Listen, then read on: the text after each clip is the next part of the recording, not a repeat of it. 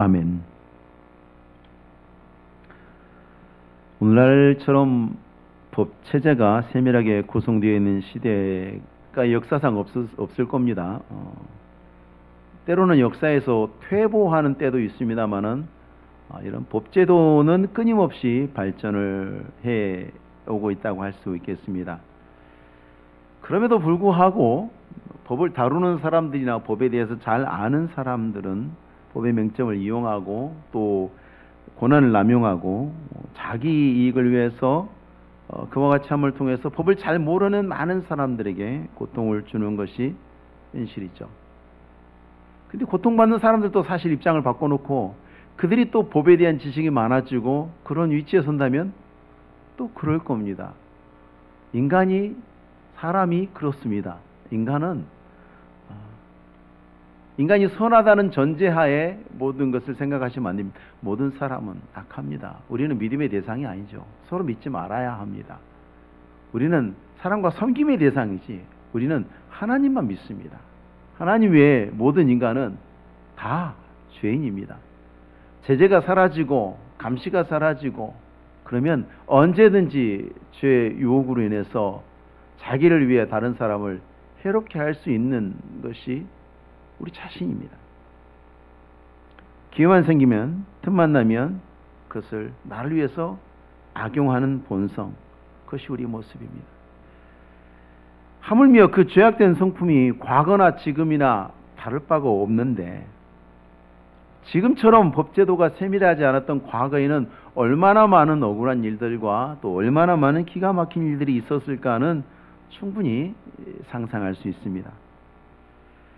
하나님께서는 하나님의 백성들에게 개인들 사이에 일어나는 그 범죄의 처벌에 관해서 원칙을 정해 주신 게 있죠. 동해보수법. 세상 사람들이 이것을 오해해서 어떤 잔인한 보복의 원리로 생각을 합니다마는 사실은 동해보수법은 범죄에 대한 형벌의 한계를 정하는 것입니다. 인간은요, 다른 사람이 맞는 건 별로 관심 없어요. 내가 맞는 게 제일 아픈 거고요. 내가 힘든 게 제일 힘든 거예요. 인간은 그만큼 이기적입니다.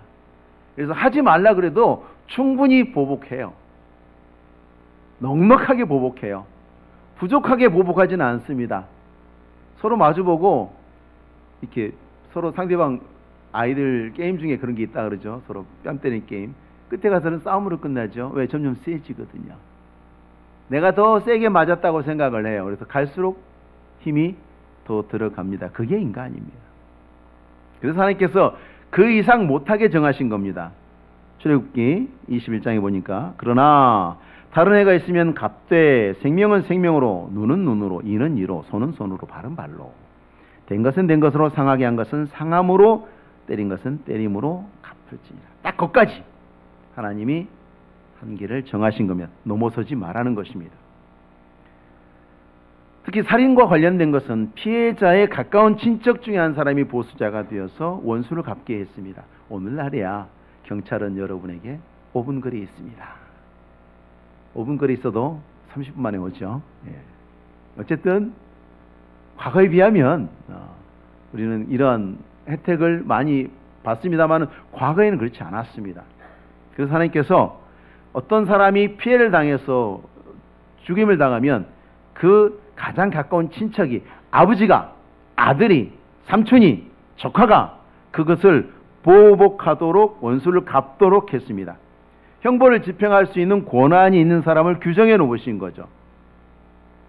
그래서 민수기 35장 19절에 피를 보복하는 자는 그 살인한 자를 자신이 죽일 것이니 그를 만나면 죽일 것이요.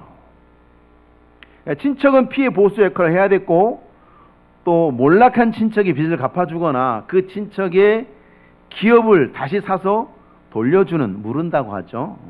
그 역할을 하도록 했습니다. 이건 하나님께서 율법을 공정하게 실행하는 공의적인 측면에서 제정한 것입니다. 말씀드렸다시피 인간은 이기적이에요. 그래서 다른 사람 일에 별로 공감하지 않아요.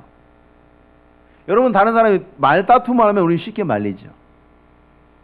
주먹 다툼에도 말릴 수 있습니다. 칼부림 나면 말릴 수 있습니까? 그 안에 들어가겠어요? 못 들어가죠. 경찰관들은 왜 합니까? 직업이니까, 사명이니까, 그걸 해야 하니까, 또 그럴 권한을 부여받았으니까 하는 겁니다. 그런데 세상에 얼마나 흉포한 사람이 많습니까? 정말 몇 년 전에는 그런 일이 있었죠. 고속도로 한가운데서 이만한 칼을 들고 난동을 부리는데 경찰관 수십 명이 어떻게 못 해보는 거예요. 얼마나 사나운지. 그 사람들은 어떡하겠어요? 여러분, 사람을 죽일 정도의 사람이면 그만큼 심성도 흉포하고 힘도 세고 그런 사람이에요. 그 사람 누가 어떻게 하겠어요? 가족이나 되니까 저 사람이 우리 아버지를, 내 아들을, 우리 삼촌을, 내 조카를, 그러면 분노해서 위험을 무릅쓰고라도 보복을 하겠죠. 공의를 집행하겠죠. 그래서 하나님께서 친족에게 명령하신 겁니다. 우리는 아무리 노력해도 피해자가 당한 고통만큼 이해하기 어려운 거에 분명한 현실이에요. 벌초들 하고 오셨죠? 대충 하는 벌초를 뭐라고 그러죠? 뭐라고 해요? 처삼촌 벌초하는 거죠. 벌초 대충 하면 처삼촌 벌초하듯이 했다. 일을 대충 해도 처삼촌 벌초하듯이 했다. 여러분, 처삼촌이 뭔 사람입니까? 장인어른의 형제고 장모님의 형제예요. 처삼촌. 뭔 사람이 아니에요. 그런데도 사람은 그래요. 남일처럼 생각한단 말이죠. 그래서 피해자가 당한 일을 남의 일로 치부해서 허술하게 여기지 않을 친족에게 그 일을 맡기는 겁니다. 그래서 그 피해자의 고통이 가볍게 다뤄지지 않도록 조치하신 거예요. 하나님은 뭐 보복하는 걸 좋아하셔서 그렇지 않습니다. 그런데 이제 이 형을 집행하는 보복자가 피해자가 당한 일을 남의 일로 여기지 않기 때문에 생기는 부작용이 있어요. 너무 공감을 해가지고 너무 공감을 하다 보니까 과도한 보복이 일어날 수 있는 거죠.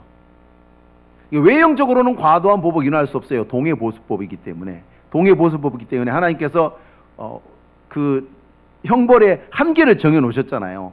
넘어설 수는 없어요. 외형적으로는 공의로운 것 같아요. 근데 문제는 뭐냐면 피해자와 너무 친밀한 연대감을 갖고 있는 이 사람이 보복을 하게 되면 가해자가 범한 죄에 대해서 이게 과실인지 아니면 고의로 한 건지에 대해서 따지지 않을 가능성이 높다는 거죠. 너무 분노에 차서 눈이 어두워서 일단 보복부터 하고 보자, 그럴 가능성이 높아지는 겁니다. 이것도 역시 인간의 본성적 측면입니다. 하나님 그걸 아시기 때문에 그렇게 되면 이 사망한 피해자에 더해서, 사망한 피해자도 우발적 사고로 죽었으니 얼마나 억울해요. 그런데 그 사람을 죽게 한 사람은 또 사형을 당할 정도로 그런 죄를 지은 건 아니잖아요. 그런데 죽임을 당하게 되면 공동체는 두 사람을 잃게 되는 거죠. 피해가 두 배로 늘어나게 되는 거예요. 이런 지나친 보복을 하지 않도록 하기 위해서 하나님께서 제정하신 것이 도피성입니다. 하나님 공의 하나님이시죠. 동시에 하나님은 또 그렇지 자비하신 하나님이시기도 해요. 이 하나님 이런 성품들은 모든 말씀 가운데 다 드러나죠. 어떤 사람의 죽음이나 어떤 사람의 일에 대해서 가해자나 피해자 한쪽 편을 들어주는 것 아닙니다. 하나님께서는 양쪽 모두 공정하게 대해주십니다. 하나님 편 들어주시잖아요. 예수를 믿는 사람들이 죄라고 해서 하나님께서 봐주십니까? 심판은 하나님의 지배에서부터 시작된다고 하시지 않았습니까? 사람을 죽게 한 것은 그 자체로 볼 때 보면 살인이죠. 분명히 살인은 살인인데 이미 하나님은 3,500년 전에 과실치사를 따로 분류하신 거예요. 3,500년 전에 과실치사라는 것을 이미 분류하셔서 별도로 다루고 계셔요. 그래서 고의성 없는 살인에 대해서 적절한 조피로 도피성을 마련한 것인데, 자, 고의성이 없다고 해서 그 모든 책임이 면제되는 건 아니죠. 그렇지 않습니까? 좀 더 조심했으면 일어나지 않을 사건이기 때문에 고의성이 없었다고 해도 사람을 죽음에 이르게 한 그 사람에게 대해서는 적절한 제재를 가하게 하셨습니다. 그래서 이 사람이 도피성에 피해 들어갈 때에 먼저 검증을 받습니다.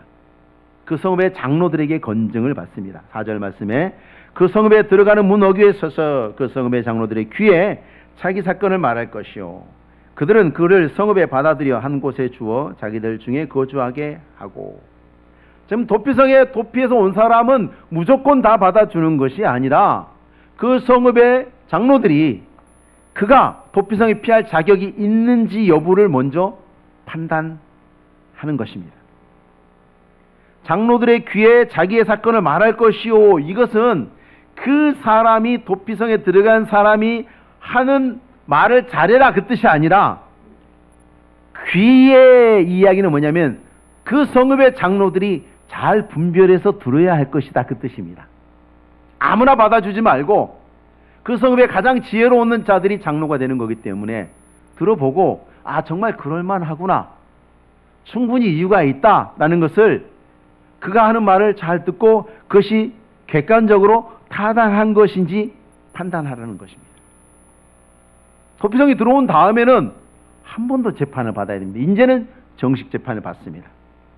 6절에 그 살인자는 회중 앞에 서서 재판을 받기까지 이렇게 되어 있죠. 이제는 회중 앞에 서서 재판을 받는다는 얘기는 시간이 있지 않습니까? 이제 정식으로 재판이 이루어지면서 도피성에 들어온 그 살인자의 처음에는 어떻게 했습니까? 살인자의 진술만 들었지 않습니까? 그러면 그 진술을 확보한 다음에 그 다음에 이제 증인들을 부르겠죠. 고소인 측 증인, 피고소인 측 증인을 부르고 또 변호인의 변호를 듣고 여러 증인들이 등장하고 심지어 피해자 가족들의 친족들의 증언도 아마 피해 보호자가 따라왔을 거 아니에요. 죽이려고 따라왔을 거 아니에요. 그러면 그 사람의 증언도 같이 청취하겠죠. 그리고 정식 재판이 있기까지 증인이나 관련자들을 다 소집하게 되니까 시간이 있지 않습니까? 그러면 그 사람이 도피성에서 지낼 텐데 그 사람의 말과 행동과 품성을 보면서 그 사람이 사람을 고의로 죽일 만큼 악한 사람인지 아닌지 충분히 살필 수 있는 시간들을 또 갖게 되는 것이죠. 근데 여기서 끝나는 게 아닙니다. 자, 정식 재판을 통해서 정말로 요모조모를 다 따져봤을 때에 특별히 그 사람의 진술도 보겠죠. 진술이 바뀌는 사람은 어떤 사람? 거짓말하고 있는 사람. 거짓말하는 사람은 진술이 바뀌죠. 이 사람에게는 이렇게 말해야지 하고 했지만 증인들이 와서 이 말 저 말 했을 때 여기서 봤을 때는 허점들이 드러나기 시작하죠. 근데 진실을 말하는 사람은 어디서 물어봐도 똑같은 대답을 할 수밖에 없죠. 그렇게 해서 아, 이 사람은 아무리 봐도 실수로 사람을 죽였다. 이렇게 판정이 났어요. 그럼 집에 갈 수 있느냐? 아닙니다. 집에 갈 수 없습니다. 입증이 되어도 고향에 못 돌아갑니다. 사형의 형벌을 면했을 뿐이지 사람을 죽게 한 일에 대해서는 하나님 공의로우시잖아요. 속죄가 이루어지기 전에는 집에 못 가요. 그러면 어떤 속죄가 이루어져야 되냐면 대제사장이 죽어야 되는 거예요. 그 사건이 일어날 어떻게 보면 과실로 사람이 죽었지만 죄잖아요. 사람이 죽었으니까. 무고한 사람이 죽었으니까 그 사회가 범죄한 거예요. 그러면 이스라엘의 모든 죄를 지고 대제사장이 속죄함으로 죽는 거죠. 대제사장의 죽음을 통해서 속죄가 이루어지는 거예요. 그때까지는 밖에 못 나갑니다. 근신하며 살아야 합니다. 체류 허가만 받은 것이고 사실상 구금입니다. 수감 생활하는 거하고 똑같습니다. 왜냐하면 여러분 도피성의 안에서 산다는 것이 오늘날의 도시를 생각하면 안 됩니다. 너는 서울에서 나가지 뭐 나가도 되죠. 서울 안에 다 있는데 온갖 게 다 있는데 웬만한 지방 도시 가도 온갖 게 다 있잖아요. 다 있어요. 근데 옛날 도피성은 그렇지 않습니다. 수많은 제약들이 좁은 곳에서 이제 그 안에서만 살아야 합니다. 근데 이 대제사장은 특별한 일이 없는 한 마다들이 계승을 하는데 총신직이에요. 그래서 전체 제제사장 나이를 생각하는데 그렇지는 않고요. 보통 그 당시에 20세 전에 다 결혼을 했습니다. 자녀를 낳습니다. 그러면 아버지하고 아들하고 나이 차이가 몇 살 날까요? 20살 미만이겠죠. 뭐 아버지가 죽고 아들이 대제사장이 될 때쯤이면 나이가 충분히 있어요. 그래서 보통 짧으면 15년, 길면 또 20년이 넘을 수도 있겠지만 보통 그 어간입니다. 그러니까 최대 봤을 때 20년 정도는, 최대로 봤을 때 20년 정도는 밖에 나가지 못하고 도피성 안에서 근신해야 합니다. 자기 고향에 못 돌아갑니다. 자기 생업으로 돌아갈 수가 없습니다. 이 징계가 사실은 가벼운 건 아니에요. 죽음은 면했지만 가벼운 형벌은 아닙니다. 그러니까 이 도피성 제도가 다른 사람을 실수로 죽게 한, 그래서 그 억울한 죽음을 당한 사람만 억울하게 만드는 제도는 절대 아닌 것입니다. 우리가 신앙생활도 그렇죠. 우리가 그리스도 예수 안에 구원받아서 주님 안에 들어오면 할 수 있는 게 늘어납니까? 할 수 없는 게 늘어납니까? 할 수 없는 게 늘어나죠. 거짓말하지 마라, 도둑질하지 마라, 살인하지 마라, 간음하지 마라, 네 이웃을 탐내지 마라, 거짓 증거하지 마라. 얼마나 하지 말라는 게 이것뿐입니까? 하지 말아야 할 것들이 너무 많아져요. 울타리, 주의 울타리 안에는, 진실 안에서만 우리가 살아야 하기 때문에 세상 사람들은 그런 거 따지지 않고 살지만 신앙생활하면 세상에서 못할 일이 많이 늘어나지 않습니까? 비슷합니다. 자, 그런 도피성 제도에 드러난 공의로우신 하나님의 성품은 이게 전부가 아니에요. 도피성이 요단강을 중심으로 동쪽에 3개, 서쪽에 3개, 북쪽에 2개, 남쪽에 2개, 가나안 땅 중간에 2개. 그래서 어느 곳에 살든지 하루만 걸으면 도피성에 갈 수 있습니다. 하루만 걸으면 도피성에 도착할 수 있는, 하나님의 땅에 어느 곳에 살든지 공평한 기회가 보장이 되는 겁니다. 나는 너무 멀어서 서울에 모든 것이 집중되었다고 지방에서는 불평이 많죠. 서울이 너무 멀어요. 지방에서 불평이 많습니다. 이해할 수 있습니다. 광야에서는 하나님을 중심으로 이스라엘 백성들이 모여 살았기 때문에 모든 사람이 하나님으로부터 거의 근거리에 있었어요. 별 차별이 없었어요. 그런데 이제 약속의 땅 가나안에 들어갔습니다. 이제 땅이 커졌어요. 예루살렘을 오려면 먼 곳에 살게 된 사람들이 너무 많아요. 그래서 하나님께서 6개의 도피성을 지정하셨습니다. 안 그러면 도피성에 오는 중에 보복을 당할 위험이 컸기 때문에 그렇습니다. 딱 그래서 근거리로 정하신 겁니다. 하나님이 이 거리를 정하신 이유는 보통 한 40km, 35km 정도에 있습니다. 여러분, 여기서 안양 넘어서 수원까지 걸으면 하루면 가죠? 열심히 걸으면 하루면 가지 않습니까? 왜 그러냐면 사고가 난 다음에 이 사람이 내가 고의가 아닌데 사람이 죽었다. 그럼 도피성으로 가지 않습니까? 그럼 이 사람이 죽은 게 알려지게 되겠죠. 어떻게 죽었냐 서로 이야기가 오가겠죠. 그 다음에 누가 죽였냐, 어디로 갔냐 그 사람 해가지고 보복하는 사람이 출발하는 시간까지 적어도 1시간 이상의 차이가 벌어지겠죠. 그러면 하루를 걷는다고 쳤을 때 아무리 걸음이 느리고 빠르고 해도요, 이 1시간, 2시간 정도의 이 시간차는 극복 못합니다. 하루길 걷는 동안에 극복 못합니다. 그래서 피할 수 있는 거리들을 하나님께서 그렇게 계산하셔서 정해놓으신 거예요. 또 한 가지는 이 도피성이 너무 찾기가 쉽습니다. 63빌딩이나 롯데타워 같은 경우는 정말 잘 보이죠. 멀리서도 보입니다. 도피성은 다 높은 곳에 하나님이 지정하셨습니다. 하루길 거리니까 30km 정도 거리인데 높은 곳에 있으면 봐도 저 산꼭대기 저기 누구든지 찾을 수 있습니다. 아무리 길로 어두운 사람도 찾을 수 있습니다. 저쪽으로 무조건 가면 되거든요. 그리고 하나님께서는 도피성으로 가는 걸 돕기 위해서 매년 도피성 사람들이 봄이면 새마을운동 하게 했습니다. 길 닦아야 됩니다.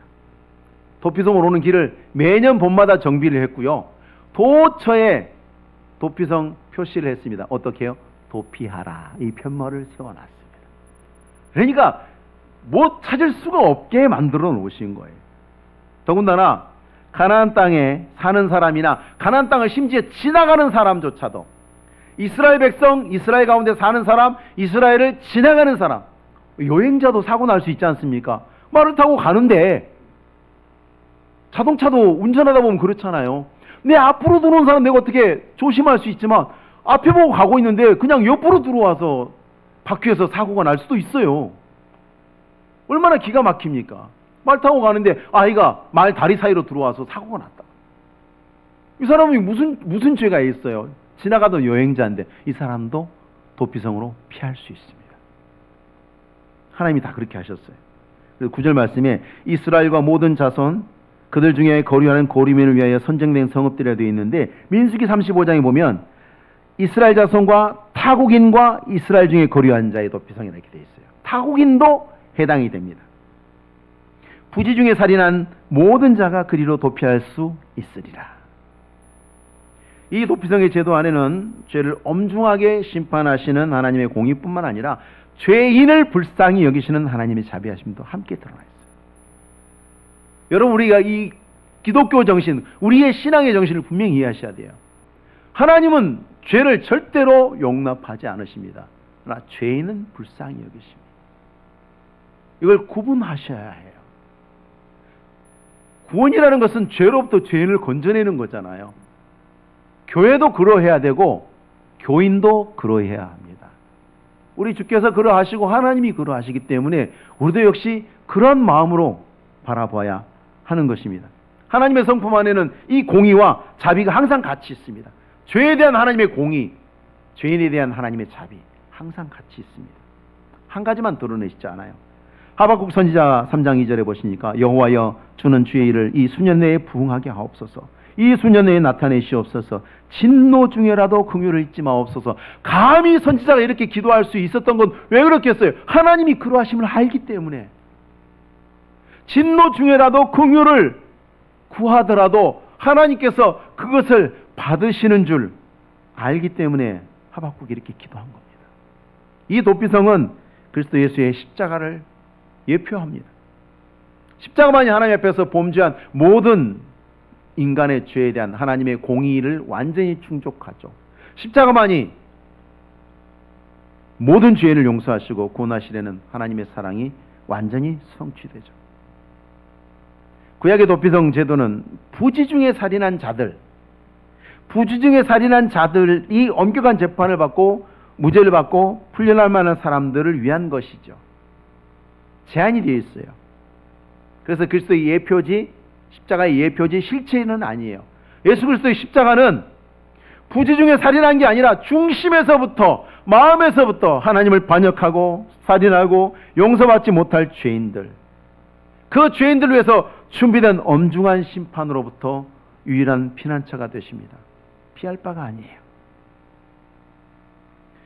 하나님께서는 도피성 제도를 통해서 약속의 땅 가나안에 사는 사람, 지나가는 사람, 얹혀 사는 사람 누구든지 혜택을 받을 수 있게 하셨습니다. 이것은 그리스도께서 모든 사람에게 누구나에게 열어놓으신 구원의 문과 같습니다. 누구도 차별 없이 하나님 앞에 구원을 받을 수 있도록 초대하셨죠. 누구는 안 된다고 말씀하지 않으셨습니다. 누구만 된다고 말씀하지도 않으셨습니다. 그래서 도피성 제도는 구원의 완전한 도피성이 되시는 그리스도 예수를 닮은 점도 있지만 차이점도 분명히 존재합니다. 왜냐하면 예표지 실체가 아니기 때문에 그렇습니다. 그래서 우리는 도피성 제도를 볼 때 도피성만 보고 말 것이 아니라 이 도피성 너머의 완전한 도피성이 되시는 그리스도 예수의 십자가를 바라봐야 되는 것입니다. 하나님의 공의와 사랑이 그리스도의 십자가에서 완전히 그 실체를 드러내셨기 때문에 죄에 대한 하나님의 무서운 진노가 얼마나 큰 것인지 우리는 십자가에서 알게 되고, 죄인을 향한 하나님의 사랑이 얼마나 지극한지 또 우리 십자가에서 알게 됩니다. 그 어떤 죄라도, 작은 죄라도, 티끌만한 죄라도 용납하지 않으시고, 그런 죄를 가지고 결코 누구도 하나님 앞에 설 수 없다는 것을 우리는 십자가의 공의로운 심판을 통해서 발견하게 됩니다. 너무나 죄를 싫어하시고 너무나 죄를 용납하실 수 없는, 그래서 그 죄를 심판하시기 위해서 자기 아들까지라도 죽는 데 내어주시는 하나님의 공의가 거기에 있습니다. 법을 세우기 위해서 왕자를 처형하는 왕이 있다면 역사의 길이 남을 왕으로 기억되지 않겠습니까? 그런 왕이 있나요? 없죠. 죄인을 불쌍히 여기셔서 자기 아들을 십자가에 죄인 대신에 죽는 데까지 내어줄 정도로 사랑하시는 사랑이 또한 십자가에 드러나죠. 우리가 아직 죄인 되었을 때 그리스도께서 우리를 위하여 죽으심으로 하나님께서 우리에 대한 자기의 사랑을 확증하셨느니라. 여러분, 근데 그리스도의 십자가는 완전하게 드러난 하나님의 지극한 사랑입니다. 친구도 아니고 원수된 죄인들을 위해서 아들을 내어주시는, 그렇기 때문에 십자가 외에는 구원이 있을 수 없습니다. 십자가 외에 피할 곳이 없습니다. 십자가로만 피할 수 있습니다. 요한복음에 도마가 이르되 주여 주께서 어디로 가시는지 우리가 알지 못하거늘 그 길을 어찌 알게 싸움나이까. 도피성이 어딘지 안 보입니다. 주님, 우리 어디로 도피해야 됩니까? 하나님이 정하신 도피성은 높은 곳에 있어서 누구든지 갈 수 있고 어딘지 알 수 있고 길이 잘 닦여 있어서 갈 수 있고 이정표가 있어서 길을 잃지 않을 수 있는데 우리는 어디로 갑니까? 주님, 내가 도피성이다. 예수께서 이르시되 내가 곧 길이요 진리요 생명이 나로 말미암지 않고는 아버지께로 올 자가 없느니라. 내가 너희 가운데 네 앞에 있지 않느냐? 어디를 찾아 네 앞에 있는데 내가 여기 있지 않느냐? 그리스도의 십자가가 구원인 것을 우리처럼 하나님의 계시를 통해서 하나님의 말씀을 통해서 알게 되고 믿게 되었습니다. 우리가 잊지 말아야 할 것은 마지막 때에 성경의 1.1핵이라도 결코 더하거나 뺄 수 없다고 경고하신 하나님의 말씀에도 불구하고 어떻게든지 바꿔보려고 하는 수많은 사람들이 일어나고 또 그렇게 시도할 것이라는 것을 우리는 알고 경계하고 주의해야 합니다. 삼가해야 합니다. 사도행전 20장에서 사도 바울이 이제 떠나는 사도 바울을 마중 나온 에베소 교회의 그 장로들, 그들과 함께 기도할 때에 그들에게 경고했습니다. 그것은 에베소 교회만을 위한 경고는 아니죠. 여러분은 자기를 위하여 또는 온 양떼를 위하여 삼가라. 에베소 교회의 장로로 세움받은 자들이 이제 온 양떼들을 책임을 져야 되는데 조심해라. 성령이 그들 가운데 여러분을 감독자로 삼고 하나님이 자기 피로 사신 교회를 보살피게 하셨느니라. 이 책임이 막중한데 내가 떠난 후에 사나운 이리가 여러분에게 들어와서 그 양떼를 아끼지 아니하리라. 사람을 때리고 해치고 물어뜯는다는 얘기가 아니라 구원받지 못할 곳으로 끌고 간다는 얘기예요. 구원받은 곳에서 끌어낸다는 얘기예요. 또한 여러분 중에도 제자들을 끌어 자기를 따르게 하려고 어그러진 말을 하는 사람들이 일어날 줄을 내가 아노라. 교회 안에서 일어난다는 것을 경고하셨습니다. 우리 마지막 때에 정말 진리를 붙들고 진리 안에서 주님께서 사도들에게 주신 이렇게 믿으라고 주신 그 신앙 끝까지 붙잡아야 합니다. 자, 부지 중에 사람을 죽게 해서 도피성으로 피했던 사람, 행동이 고의가 아니었다. 자, 재판을 통해서 입증돼도 도피성 밖으로 나갈 수 없다 그랬죠. 고향과 가족을 떠나서 얼마나 가고 싶겠어요. 얼마나 보고 싶겠어요. 생업도 그립고 친구도 그립고 내 집도 그립고 내 방도 그립고 고향이 그리운데 못 갑니다. 대제사장이 죽은 이후에나 끝납니다. 왜? 대제사장의 죽음이 피해 속죄거든요. 이스라엘 백성들의 모든 죄에 대한 속죄이기 때문에. 우리의 영원한 대제사장이신 예수 그리스도께서 십자가에 죽으심은 능히 모든 죄인의 죄를 속죄하고 남음이 있습니다. 원수 되었던 자들의 죄를 속죄하고 남음이 있습니다. 왜냐하면 성자 하나님으로서 속죄하셨기 때문에 그렇습니다. 도피성의 죄인들은 그 인간 대제사장의 죽음이 속죄가 되기를 기다리고 있습니다. 좀 안 된 얘기지만 대제사장 언제 돌아가시나 그러고 있는 거죠. 왜냐하면 그가 죽어야 속죄가 되니까. 또 다른 죄인은 또 다른 대제사장의 죽음으로 속죄되기를 또 기다리겠죠. 그러나 예수께서는 단 한 번의 영원한 속죄로 모든 시대의 모든 죄인들을 심판과 지옥의 정죄로부터 자유롭게 하셨어요. 그러므로 이제 그리스도 예수 안에 있는 자에게 결코 정죄함이 없나니 이는 그리스도 예수 안에 있는 생명의 성령의 법이 죄와 사망의 법에서 너를 해방하였습니다. 위대한 해방의 복음 아닙니까? 완전한 도피 아닙니까? 말씀을 정리해 보겠습니다. 세상에 살아가는 모든 사람들이 주 가운데 살고 있죠. 이들에게는 피난처가 필요합니다. 이들의 뒤에 피해 보수자가 쫓아오고 있죠. 심판의 보수자가 쫓아오고 있습니다. 시간 문제입니다. 따라잡히는 것은 시간이 얼마 없지요. 시간 문제예요. 우리는 언제가 죽습니다. 죄를 가지고 죽는 자들은 심판을 면치 못할 것입니다. 그래서 그들에게는 피난처가 필요하고 시간이 없습니다. 죄가 가져오는 저주와 심판에서 벗어날 진정한 도피성은 오직 그리스도 예수뿐입니다. 주가 필요하지 않은 사람 없습니다. 모든 사람에게 주가 필요합니다. 여기서 우리는 교회의 사명을 다시 확인하게 됩니다. 이스라엘 백성들이 해마다 도피성을 향한 길을 닦고 이정표를 정비하고 했던 것처럼 오늘날 주님의 참된 교회는 이 소망 없는 사람들에게 예수님에게 나오는 길을 닦고 십자가를 높이 세워서 오직 구원이 여기 있노라고 그리스도 예수에게 있노라고 알리고 있습니다.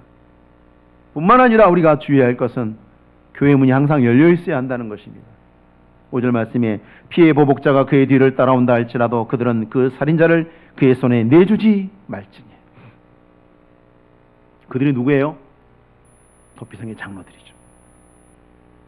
살인자를 그 손에 내주지 말지니. 내준단 말은 히브리어 원어로 보면 문을 닫는다 뜻입니다. 문을 닫는다. 들어오지 못하게 함으로 피해 보복자의 손에 들어가게 만드는 거죠. 사실 이들의 행동은 문을 닫는 행동이에요. 결과는 뭡니까?